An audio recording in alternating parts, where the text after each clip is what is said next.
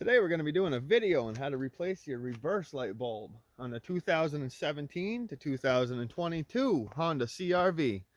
So with our trunk hatch open, what you're going to want to do is come right on over here.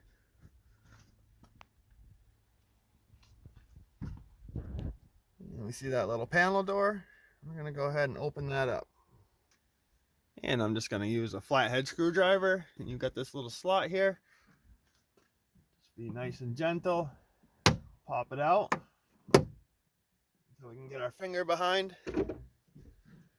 and then we'll work our way right around, and this comes right off. And now our bulb is inside of this socket. What we're going to want to do is push in on this tab and pull the connector straight out.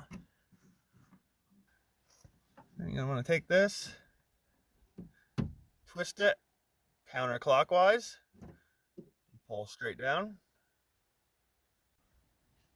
The bulb size for this is 921, and to remove it, you're just going to grab your bulb and pull it straight out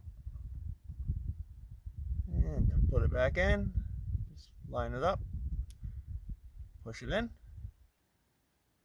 and we're just going to line these little notches up right here. I have one big one that's going to go there, and turn it clockwise. Grab our connector,